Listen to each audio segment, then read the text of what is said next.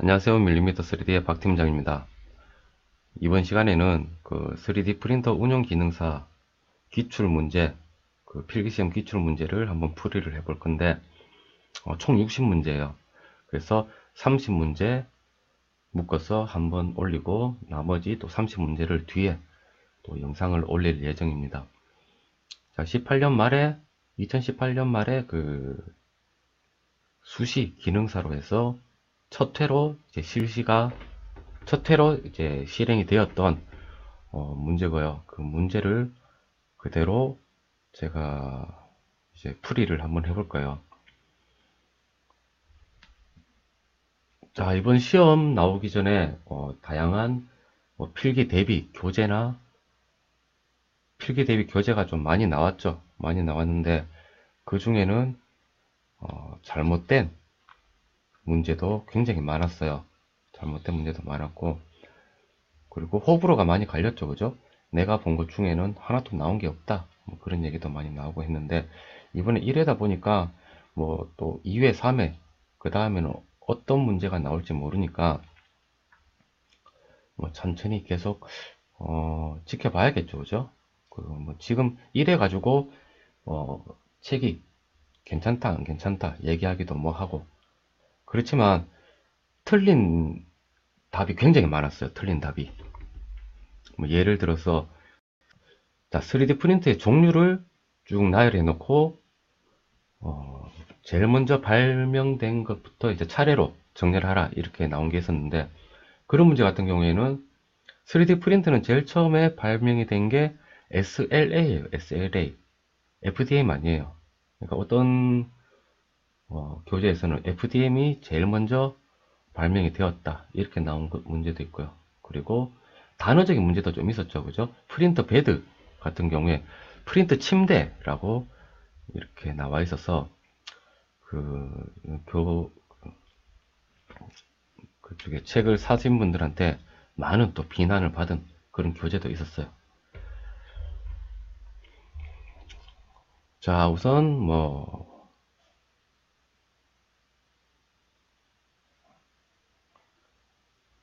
자, 시험 문제 풀이를 한번 해볼 건데, 자, 첫 번째 문제. 3D 프린터에 대한 개념 및 특징.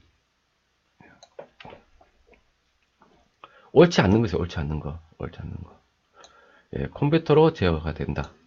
그리고 속도가 매우 빠르며 절삭 가공이면 표면이 매끄럽다. 얘가 틀렸죠. 그죠? 제작 속도는 느려요. 느리고 절삭 가공이 아니라 적층 가공이죠. 적층 가공. 예. 있죠. 얘가 연속적으로 한 층 한 층 쌓아가며 3초 물체를 만들어내는 제조 기술이다. 예, 얘가 이제 적층 가공에 대한 특징이죠. 적층. 기존 잉크젯 프린터에 쓰는 것과 유사한 적층 방식 입체물을 제작하는 방식도 있다. 자, 기존 잉크젯 방식 프린터는 이제 CJP죠. CJP. 이 파우더 위에 이제 잉크젯을 같이 분사하면서 이제 그 출력하는 방식이에요. 그러니까 칼라로 이제 출력이 되겠죠. 그죠? 3D 프린터로. 그래서 정답은 2번.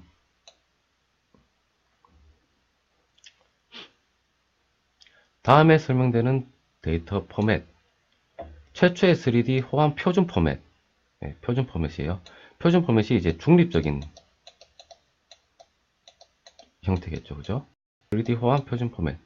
그리고 점선이 자유곡선 3차원 모델의 거의 모든 정보를 포함한다.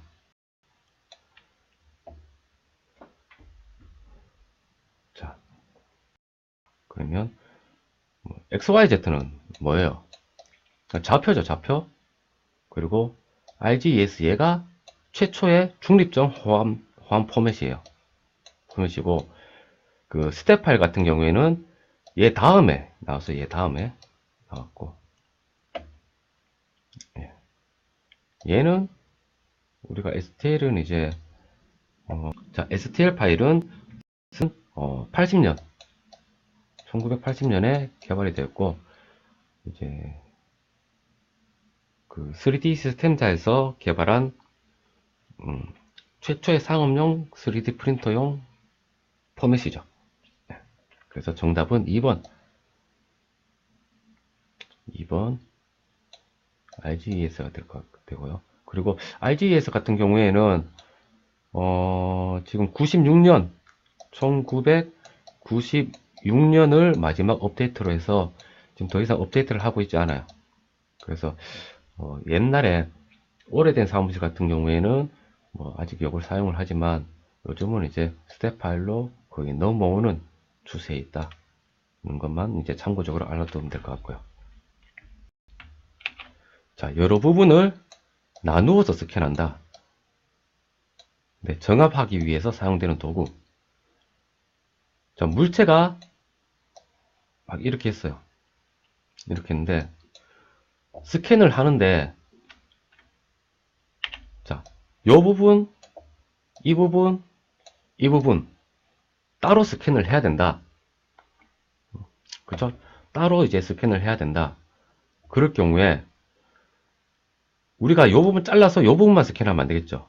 요 부분 이렇게 자르고 이렇게 자르면 안 되겠죠.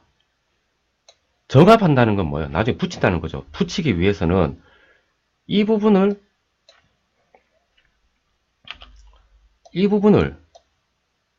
겹쳐야겠죠. 그죠? 겹쳐야겠죠. 여기 겹치고 이쪽에 겹쳐야 되는데 겹쳐서 이제 스캔을 해야지 나중에 붙일 수가 있겠죠. 그런데 이 붙인 부분, 이 겹치는 부분에 마커를 찍어요. 마커. 이제 뭐 스티커를 붙인다든가 아니면 뭔가 표식을 하겠죠. 그죠? 여기서 따로 해볼게요.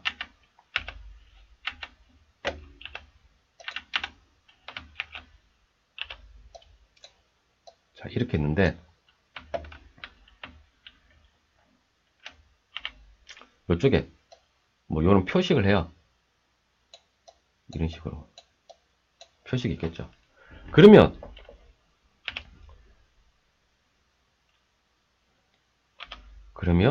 이 부분 스캔할 때 이렇게 스캔하고 이 부분 스캔할 때 이렇게 스캔해서 이 표식을 기준으로 나중에 정합을 하면 되겠죠. 그래서 보통 이 표식을 뭐 한 군데만 찍는 건 아니고, 왜냐면 한 군데만 찍으면 이렇게 뒤틀릴 수도 있겠죠. 그죠? 이렇게 뒤틀릴 수도 있겠고. 그죠? 그렇기 때문에 세 군데를 기본적으로 만들어요. 세 군데에 이렇게 정합용 마커를 만들어 놓고 나중에 그 정합할 때 이 마커 기준으로 이제 정합하게 되겠죠. 그죠? 얘는 정합용 마커가 정답이 되겠네요. 자, 측정 대상물에 대한 표면 처리 등의 준비 스캐닝 가능 여부에 대한 대체 스캐너 선정 등의 작업.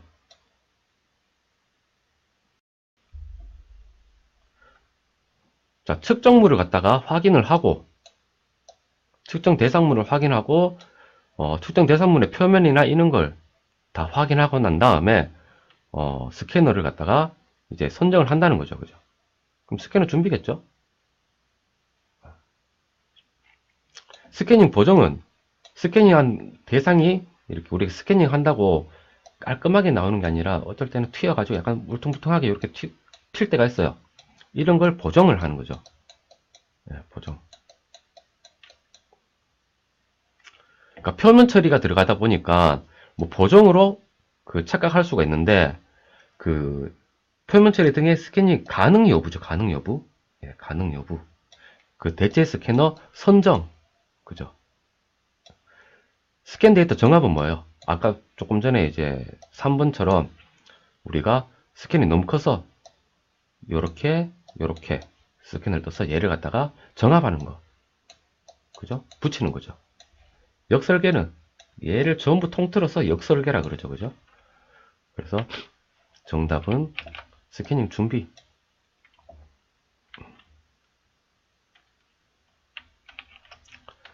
자, 다음 설명에 해당되는 그 3D 스캐너 타입은 자, 표면 물체의 지속적으로 주파수가 다른 빛을 쏘고 수신광부의 이를 받을 때, 수신광부의 이 빛을 받을 때 주파수의 차이를 검출해서 거리값. 얘는 정답은 이제 변조광 스캐너, 변조광. 변조광 스캐너고, 자, 핸드헬드 스캐너 같은 경우에는 뭐 손잡이로 잡고 우리가,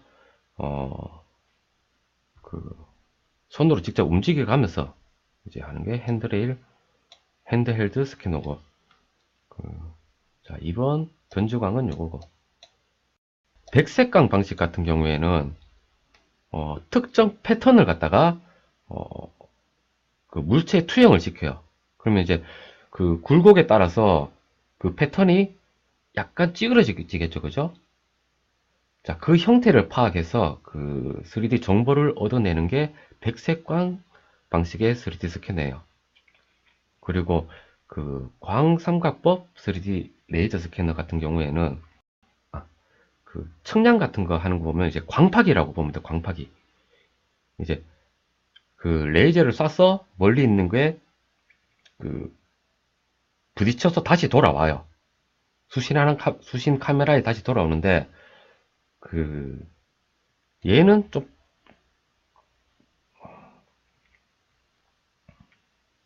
얘는 뭐 주파수가 아니라 레이저를 이용해서 레이저를 이렇게 광파기가 이렇게 서 있죠, 그죠? 서 있고, 예를 들어서 수신 광부가 이렇게 있어요. 내가 원하는 광부가 있으면 얘를 쏴서 이렇게 돌아와요. 돌아와서 얘 그 돌아왔는 그 시간, 그 각도 이런 걸 이용해서 이제 스캔을 하면 되겠죠. 만약에 위쪽으로 이렇게 수신 광부가 있으면, 위쪽에 타겟이 있으면, 자, 이쪽으로 갔다가 이렇게 돌아오겠죠, 그죠?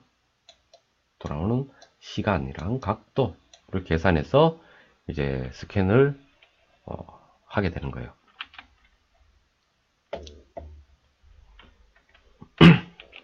자, 모델링 생성하는 데 있어서 단면 곡선과 가이드 곡선이라는 두 개의 스케치가 필요한 거. 자, 돌출을 해볼게요. 돌출. 여기 뭐 사각형을 그리고 난 다음에, 돌출 익스트루드죠. 크리에이트 익스트루드. 자, 얘는 단면 곡선만 있으면 되겠죠. 가이드 곡선은 필요 없었어요. 그죠? 가이드 곡선은 필요 없었고, 플랫은 뭐예요? 모디파이 플랫. 이거 그냥 이건 수정하는 의미죠. 수정하는 의미. 예, 이것도 기존 객체만 있으면 돼. 바디만 있으면 되죠. 그죠? 그 다음에 셀 같은 경우에도 클릭해서 이렇게 보면 기존 바디만 있으면 돼요. 자, 수입 같은 경우는 어떻게 돼요?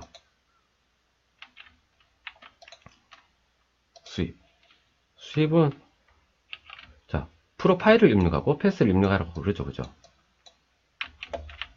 자, 그러면,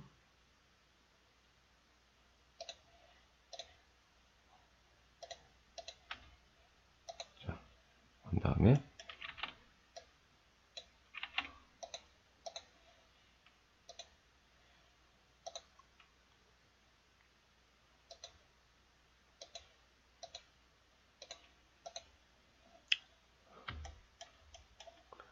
자, 요렇게 있어야 얘는 수입이 가능하겠죠. 그죠?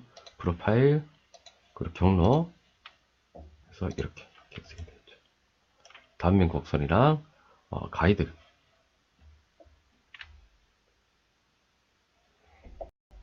수입 되겠고요. 자, 3D 프린터 출력용 모델링 데이터를 수정해야 되는 이유로 거리가 먼 것은, 자, 수정을 해야 되는데 거리가 먼 것. 자, 3D 프린터의 해상도보다 작은 크기의 형상이 있다. 얘는 수정을 해야겠죠. 뭐 키우던가 아니면 다른 프린터를 선정을 한다든가 뭐 해야겠죠. 그죠? 해상도가 높은 프린터를 한다든가 아니면 해상도가 낮으니까 그 해상도가 높은 프린터를 선정을 하든가 아니면 꼭 이 프린터에 출력을 해야 된다. 그러면 크기를 키운다든가 뭐 수정이 필요하죠. 그죠? 네, 그리고 모델링 데이터의 전체 사이즈가 3D 프린터 최대 출력 사이즈보다 작다. 그거죠. 베드가 이렇게 있는데, 베드가 그 최대 사이즈라고 본다면, 원래 안으로 조금 더 들어가겠죠. 그죠? 최대 사이즈라고 본다면, 얘보다 작다.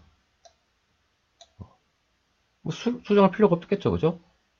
뭐 해상도 얘기도 따로 없으니까, 얘는 수정할 필요가 없어요. 그럼 얘가 정답이 되겠고, 자, 모델링 데이터를 분할한다. 분할하려면 수정을 해야겠죠. 조립성을 위해서 분할을 한다. 자, 서포터를 최소화하기 위해서 그 모델링 데이터를 분할 및 수정한다. 얘도 수정을 해야겠죠. 그 모델링 데이터 수정해야겠죠. 그죠? 그래서 정답은 2번이 되겠네요.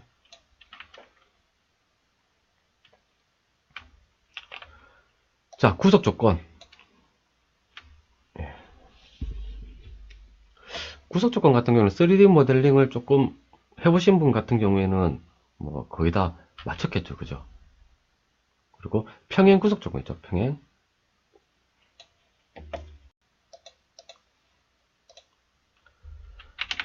자, 1번이 원이 이렇게 있는데 원의 중심이 똑같이 갔어요. 그죠? 얘는 동심은 구속 조건이죠. 컨센트릭 동심은 구속 조건이에요. 자,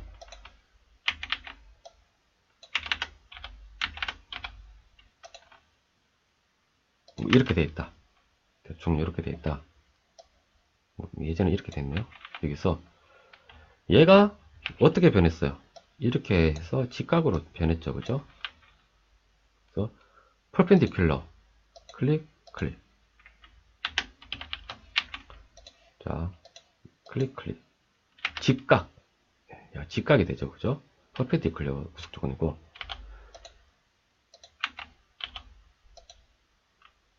라인은 이렇게 했다.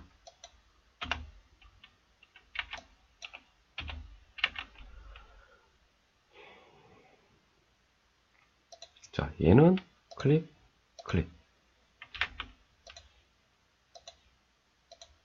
자, 이 평행하게 되죠. 그죠? 평행. 그래서 정답은 3번이 정답이 되었고,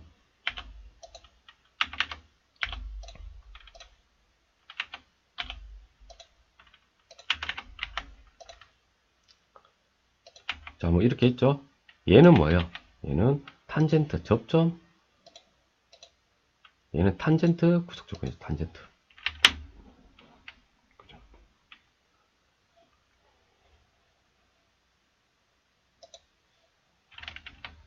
그래서 정답은 3번.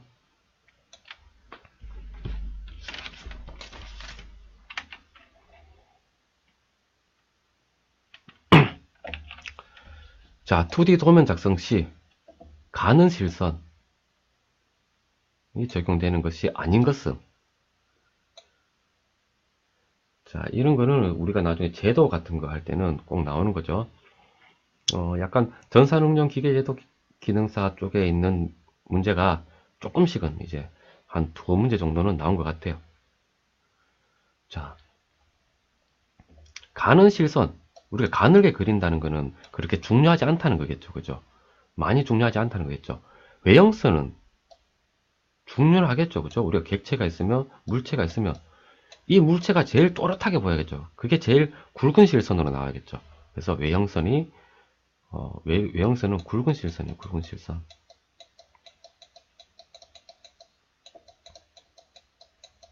그래서 정답은 2번. 자, 다음 그림의 투상 방법. 아이고, 이거 조금, 잘못됐네요. 잘못된 게 아니라 좀 이상하게 나왔네요. 자, 얘 정답은 일각법이에요. 일각법. 자, 이각법, 사각법은 뭐 없는 거고, 일각법이랑 삼각법이 있는데, 자, 일각법과 삼각법에 대해서 잠깐 설명해 드릴 건데, 뭐 요런 객체가 있어요. 요런 객체가 있는데, 일각법은 어디로 보냐면 투영되는 면을 여기로 봐요.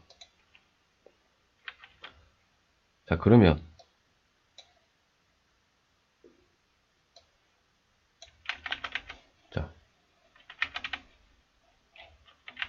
원리로 가야겠구나.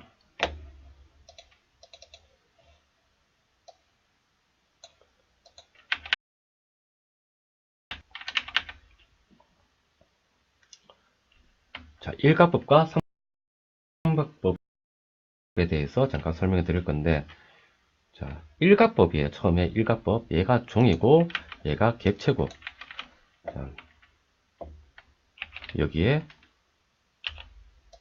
눈이 있어요. 우리가 보는 시점.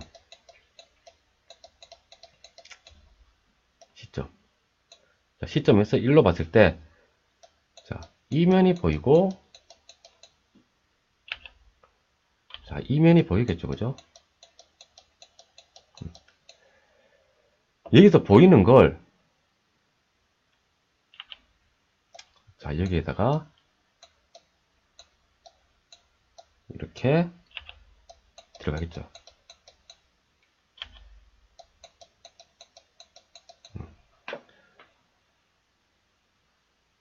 자, 여기가 뭐 정면이라 그러면, 시점 여기서 이쪽에 보이는 걸 이쪽에 보는 거예요. 이쪽에 보이는 걸, 시점이 여기서 이쪽에 보이는 걸 여기에 그리는 게 일각법이에요, 일각법. 그러면 삼각법은 뭐냐?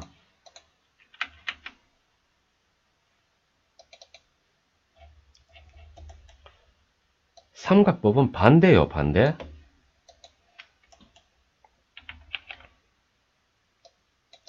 자, 여기에 눈이 있죠? 눈이 있고, 여기에 투영되는 용지가 있고, 그죠? 여기에 객체가 있어요. 얘는 여기랑 이렇게 됐겠죠, 그죠? 얘를 본다면 여기에 그대로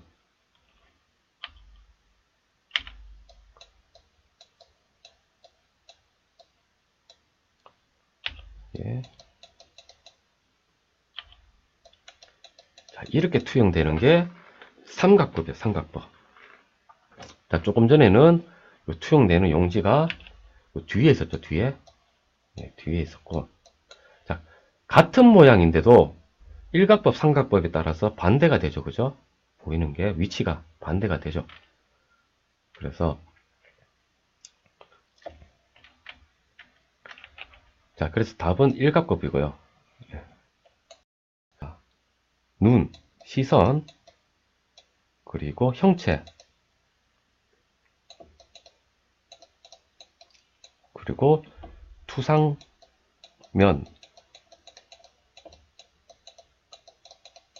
자, 요런 차례로 가게 되고요. 자, 이게 일각법이고, 삼각법은 눈,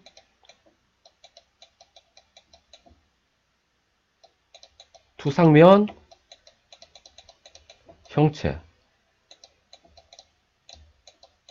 이렇게 가게 되겠죠, 그죠? 그러니까 이 두 개가 차례가 이렇게 바뀌게 되는 거예요.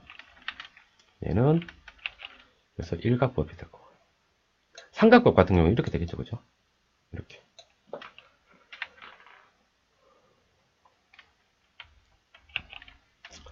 자, 11번. 기존에 생성된 솔리드 모델링에서 프로파일 모양을 홈을 파거나 뚫을 때 사용되는 기능으로 돌출 명령의 진행 과정과 옵션은 동일하나 돌출 형상을 제거하는 제거죠, 제거. 차집합이겠죠, 빼기.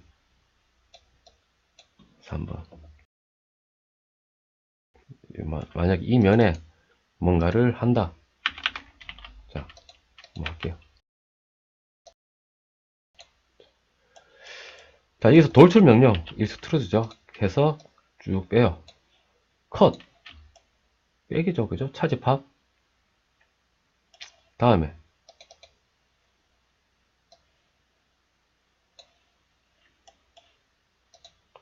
뭐 조인, 합집합 해버리면 자, 이렇게 되겠죠, 그죠? 그 다음에 인터섹트. 얘는 뭐예요? 겹치는 부분만 그냥 두는 거죠. 교집합이죠, 교집합. 그리고 new body는 새로운 바디를 형성하는 거죠. 그죠? 이렇게 하면 바디가 두 개가 되죠. 그죠?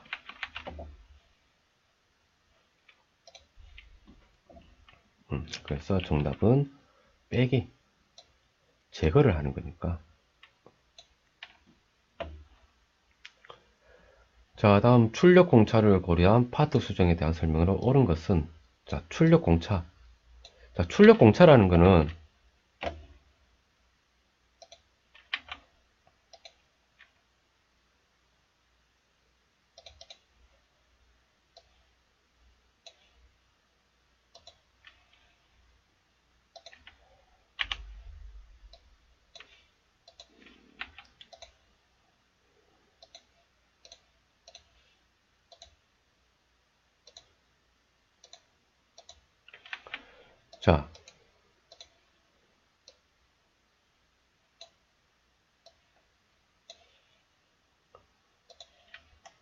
자, 얘가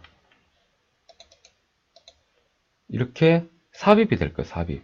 삽입이 되는데, 내가 제대로 삽입을 하기 위해서 약간 구멍 크기가 얘가 조금 커져야 되겠죠. 그죠? 왜냐면 3D 프린트를 출력하기 위해서는 소재 자체가 이제 수축이 되기 때문에 약간의 공차가 있어야지 얘가 쉽게 들어가요.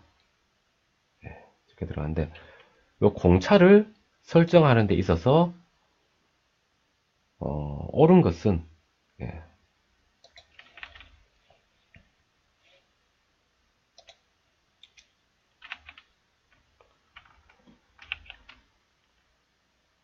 자, 조력된 부분을 출력 공차를 고려해 부품의 형상 모델링을 필요한 경우 수정을 해야 된다. 그쵸? 뭐 모델링하거나 수정을 해야 되겠죠. 그죠? 안 맞으면. 예. 다음에 자, 수정을 할 때 반드시 두 개의 부품을 모두 수정해야 한다. 꼭 그럴 필요는 없죠. 필요한 경우에는 그렇게 해야 되겠지만 반드시가 들어가요. 반드시 두 개의 부품을 모두 수정해야 된다.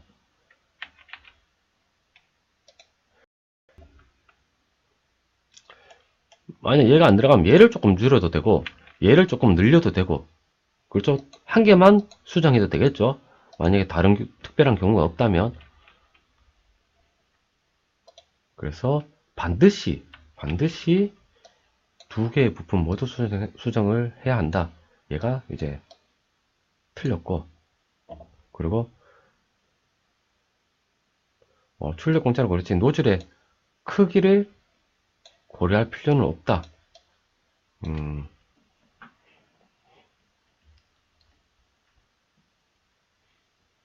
그리고 공차를 고려할 사항으로 소재의 수축률, 그리고 기계 공차, 도료의 색상, 수축률 고려해야 되고, 뭐 기계 공차 고려해야겠죠.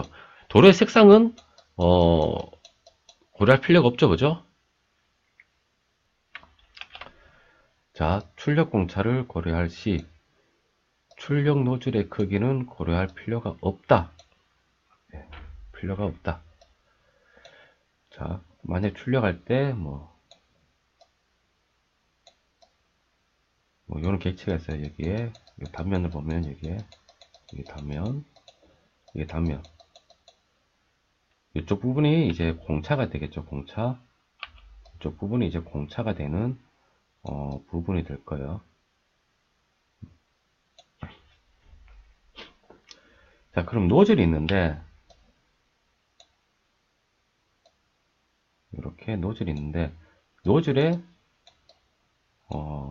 두께가 있죠. 노즐에 지금 이제 보통 일반적으로 0.4 이렇게 많이 쓰실 건데, 0.2도 있고 0.3도 있을 거고, 0.8, 1.0 있겠죠. 그죠? 자, 이런 노즐의 굵기에 따라서 이 부분의 두께가 달라지겠죠. 달라지겠죠. 달라지면서 자, 이에 따라서 이제 정밀도가 달라지겠죠. 그죠? 자, 노즐의 이제 크기에 따라서. 그래서 정밀도가 달라지기 때문에 공차에 대한 수정이 필요하겠죠. 만약에 노즐 크기가 바뀌면.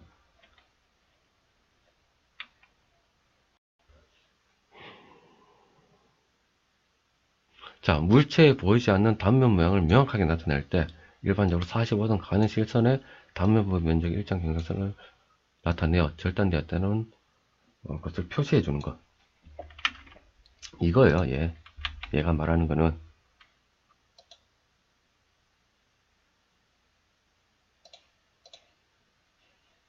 자, 요 단면 이렇게 사선이 되어 있죠, 그죠? 45도 사선. 얘를 이야기하는 거예요. 얘를 뭐라고 부르냐? 해칭이에요, 해칭.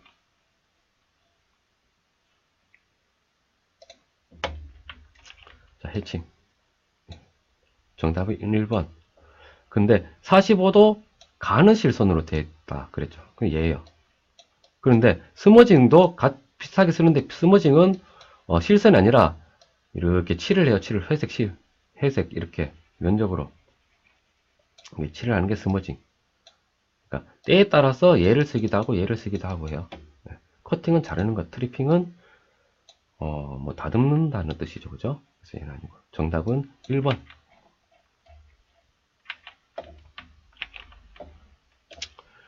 자, 상향식 바텀업. 자, 우리가 뭐 3D 모델링 프로그램의 뭐 특정을 얘기할 때 뭐 탑, 다운 방식이 있고, 그리고 바텀업 방식 뭐 이런 식으로도 이제 뭐 이야기를 하죠. 자, 바텀업 방식 같은 경우는 이렇게 만약에 트리가 있어요. 이런 식으로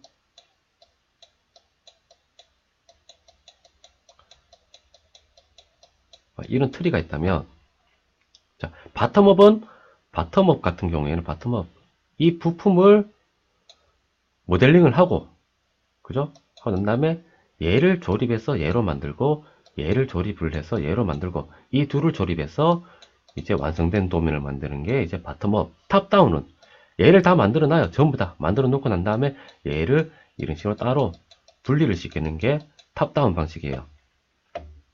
자, 그러면 옳지 않은 것은 파트를 모델링 해 놓은 상태에서 조립품을 구상하는 것. 예. 얘는 맞죠, 그죠? 바텀업 파트를 만들어 놓고 난 다음에 조립을 해서 이제 조립품을 구성하는 거 맞죠, 그죠? 기존에 생산된 단품을 누구나 배치할 수 있다. 그렇죠? 뭐 다른데 이런 거 부품이다 보니까 뭐 불러와가지고 쓰던 거는 또 불러오면 되니까. 자, 자동차 로봇 프라모델 분야에서 사용되는 거예요. 기존에 대해서 전달 방식으로. 자, 얘들 같은 경우에는 제가 기준으로 여는 건 이제 바텀업 같은 경우에는 기계 쪽에서 많이 쓰는 것 같아요. 기계. 뭐 자동차나 로봇 프라모델 같은 경우에는 자동차는 뭐 때에 따라 쓸 수도 있겠지만 프라모델은 전체적인 형상을 먼저 이제 제가 잘은 모르지만 보겠죠, 그죠? 예. 전체적 형상을 먼저 고민을 하고 난 다음에 여기서 조금씩 이제 파트별로 가져가서 하는 게 맞겠죠, 그죠? 그리고 우리가 뭐 다른 거 영상 같은 거 보면은 뒤에 사진 이렇게 해놓고 뭐 얘를 먼저 큰 틀을 따라 그리고 난 다음에 부품으로 가져가지, 뭐 다리만 따로 그리고 팔만 따로 그리고 하는 영상은 거의 없죠, 그죠? 그래서 정답은 3번이 될 거고요. 그저 제품의 조립 관계를 고려해서 배치 및 조립을 한다. 그게 맞고. 그러니까 3번. 자, 두 개의 원에 적용될 수 없는 것은, 자, 동심은 뭐냐면 같은 원의 중심이 같다. 동심이래. 동일은 뭐냐면 많이 헷갈려 하는데, 원이 이렇게 크기가 다를 때 같은 크기로 만들 수 있다. 그죠? 되죠? 그 탄젠트는 이 원과 이 원이 이제 그 탄젠트로 접점을 해서 붙는다. 그죠? 평행은 원 두 개 평행 애매하죠, 그죠? 원은 이렇게 해서도 뭐 평행이고, 그죠? 이렇게 해서도 평행이고, 이렇게 해서도 평행이고, 거리가 떨어져도 얘는 평행이고, 그죠? 평행은 안 되겠죠. 그죠? 3번. 자, 16번. A의 위치에 기입될 치수의 표현으로 가장 정확한 것은? 자, 가장 정확한 것.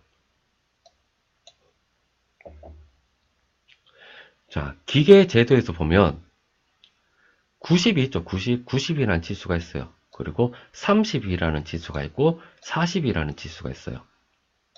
그런데 우리가 전산응용 기계제도 기능사 실기에서 여기에 20이라고 적어 놓으면 감점이에요.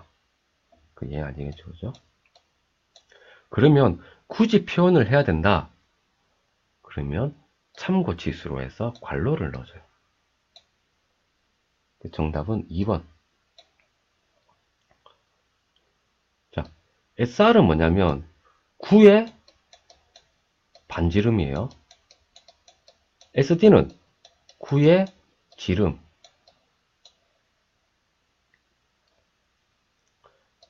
자, 이 사각형에서 20대 있으면 20에 사각형이다 이런 뜻이에요.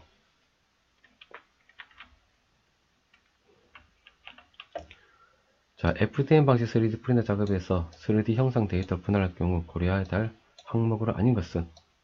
자, 데이터를 객체가 있으면 이렇게 자른다는 거죠. 잘라야 되는데 잘라야 하는 경우로 거리가 먼 것은? 3D 프린터 출력 범위 맞죠? 얘가 베드가 이만하다면 뭐 잘라서라도 출력을 해야겠죠. 서포트의 생성 유무, 만약 기억자가 이렇게 되어 있다.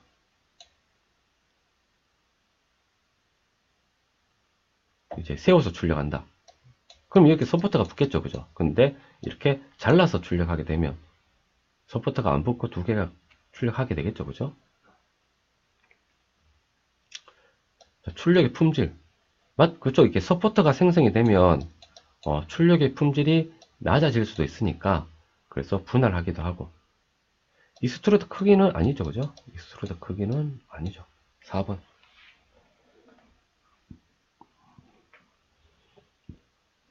익스트루드 크기를 고려할 사항은 아까 여기 설명드렸듯이 공차를 볼 때 익스트루드 크기를 보고,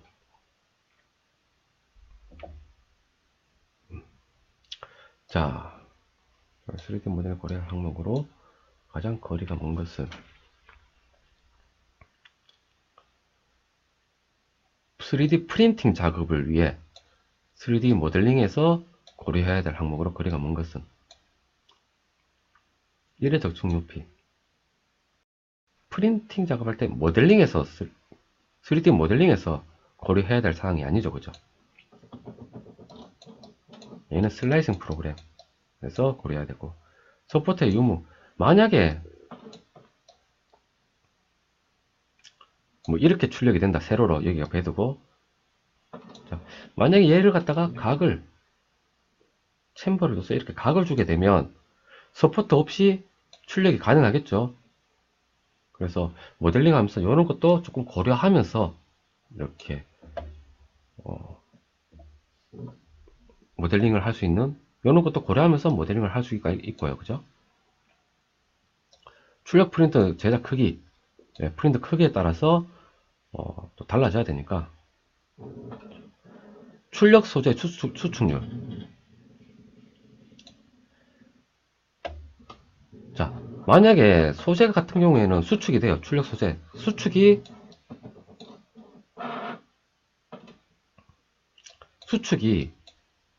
큰 소재 같은 경우에 많이 출력되면서 면적이 넓으면 넓을수록 끝쪽의 수축이 굉장히 심해지겠죠. 그래서 때에 따라 그러면 분할을 해서 출력을 해야 되는 사항도 있어요. 그래서 정답은 1번. 자, 다음 19번. 넙스 방식에 대한 설명으로 옳은 것은? 자, 넙스 같은 경우에는 어떤 방식이냐면 그 일정한 점들을 이렇게 연결을 하는 방식이에요.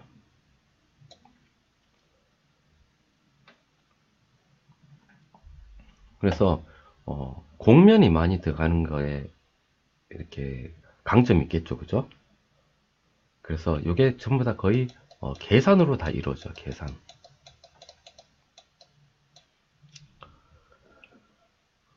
자, 여기서 그러면 비교했는 게, 뭐, 얘는 와이어프레임은 아니죠, 그죠? 그리고 폴리곤이란 나오는데, 우리가 도형이 있으면, 도형이 제일 작은 그 다각형이 삼각형이죠, 그죠? 뭐, 이런 삼각형도 있을 거고, 뭐, 사각형이 있으면 이렇게 삼각형으로, 삼각형 4개로 표현을 한다든가, 이렇게 삼각형, 삼각형. 모든 걸 삼각형으로 이제 표현을 하는 거예요. 삼각형을 쭉 붙인 것처럼. 우리가 STL 파일을 한번 열어보면, 이런 형태로 되어 있죠, 그죠? 그래서 얘는 곡면이 아니라 강면으로 되어 있겠죠? 직선으로. 이렇게. 삼각형이 쭉 붙어서 3D가 이제 되는 방식이 이제 폴리곤 방식이에요. 그래서, 넙스 모델링 같은 경우에는 전부 계산으로 이루어지기 때문에, 폴리곤보다는 많은 계산이 필요해요. 정답은 2번. 자, 20번. 치수 보조 기호를 나타내는 의미와 치수 보조 기호와 잘못된 것은, 자, 지름 파이 맞죠, 그죠? 그 참고 지수 이렇게 괄호 구의 지름 뭐 D로 하든가 아니면 파이로 하든가. 파이가 지름이죠, 그죠? 판의 두께는 T예요, T. T4. 그래서 4번.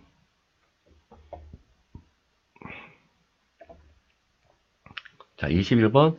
내마모성이 우수하고 고무와 플라스틱의 특징을 가지고 있으며 휴대폰 케이스, 말캉한 소재나 장난감, 타이어 등의 프린팅에서 바로 사용이 가능한 소재는, 얘는 이제 TPU.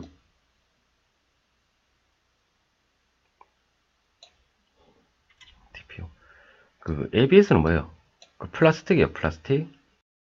가 높고 열에 강해요. ABS. 그리고 그 굽는 과정에서 얘는 수축이 많이 일어나요. 그래서 항상 얘는 히팅 베드가 있는 프린트에서 사용을 해야 좀 수축이 조금 덜 할 수가 있어요. 전혀 안 하는 건 아니에요. 수축이 이제 좀 생기고, 그리고 얘는 제품이 좀 싸요. 그 다음에 PLA를 보면, PLA는 옥수수 전분가루를 이용해서 이제 만든 친환경 숯이죠, 그죠? 그리고 얘보다는 수축이 적어요. 수축이 적다는 거지 수축이 없다는 건 아니에요. 수축이 적어요. 그리고 그 ABS보다 표면이 매끄럽지 않아요. 조금 울퉁불퉁해요, 표면이. 그러면 PVA는 뭐냐? 얘는 수용성 플라스틱이에요. 수용성 플라스틱. 수용성이라는 거는 물에 녹는다는 거죠. 그래서 뭐 이런 데인데 서포터를 얘로 사용을 하고 나중에 녹이면 되는 그런 소재죠, 그죠? 정답은 1번.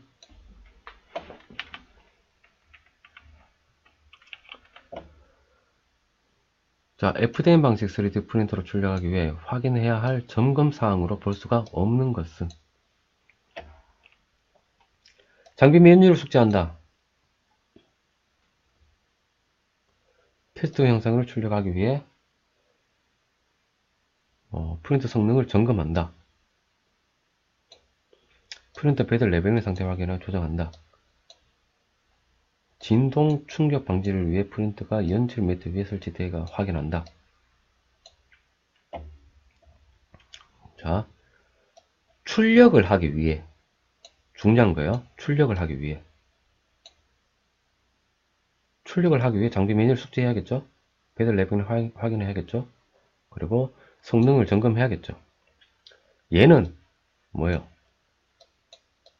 출력이 아니라 설치. 설치를 하기 위해 필요한 거죠. 그죠?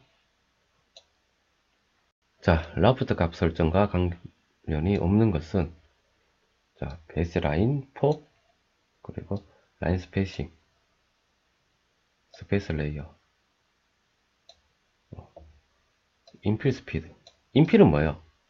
라프트는 객체가 있으면 이 밑에 이만큼 이제 바닥에 까는 거죠. 그죠? 까는 건데, 인필 스피드는 속 채움, 요 안에 채우는데 얼마나 빠른 속도로 채울 거냐 그거죠. 라프트랑은 별개예요. 그래서 정답은 4번.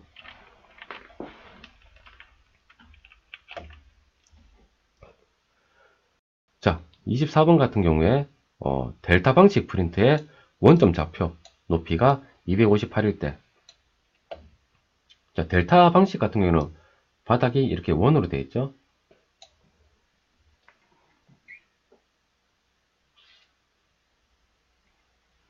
바닥이 이렇게 원으로 되어 있고, 요 높이 이렇게 3개의 암을 이용해서 이렇게 가이드를 이용해서 쭉 내려와서 이제 출력을 하겠죠. 그죠?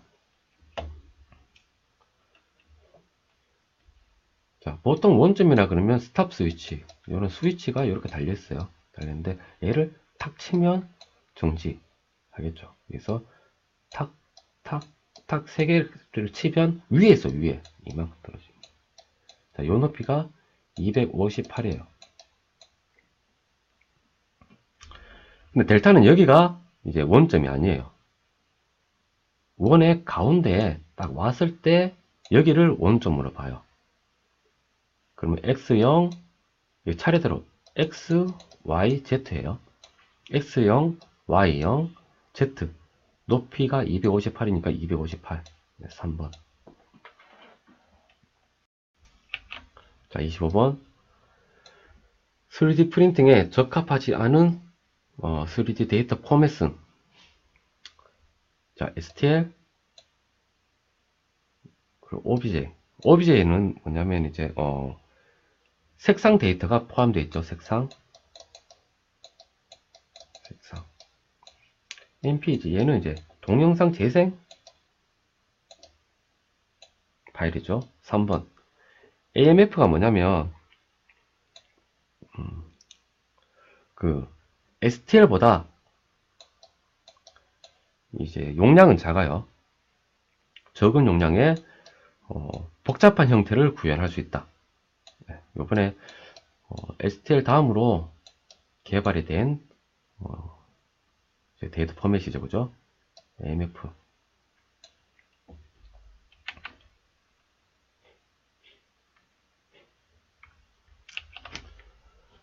자, 서포트에 대한 효과.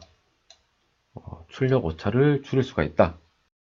자, 출력 오차를 줄일 수가 있다. 만약에 서포트가 없으면 이렇게 쳐지는데, 서포트가 있으면 이렇게 안 쳐지고 이런 식으로 나오니까 출력 오차를 줄일 수가 있겠죠. 그죠?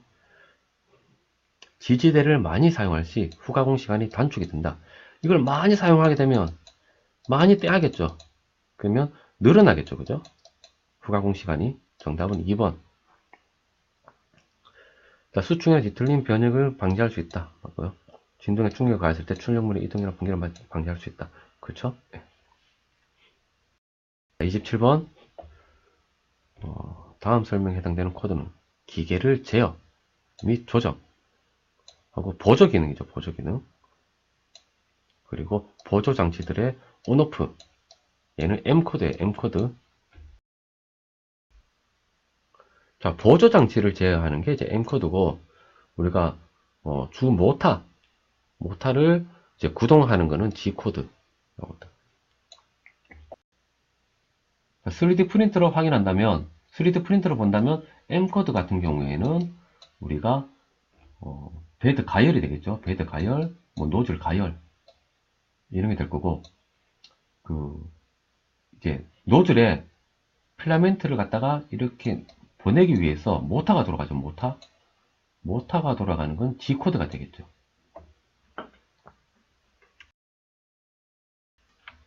자, 28번 FDM 방식 3D 프린터 출력 전 생성된 G코드에 직접적으로 포함하지 않는 정보는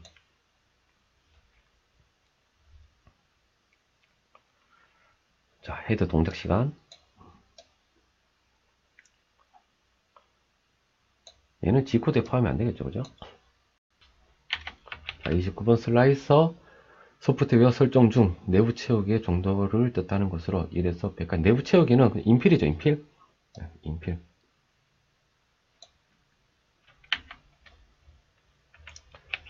자, 30번. 자, FDM 방식 3D 프린터를 사용하여 한 변의 길이가 50mm 종육면체를 종육면체 형상을 출력하기 위한 한 층의 높이 값을 0.25로 설정을 하여 슬라이싱 하였다. 이때 생성된 레이어의 층수는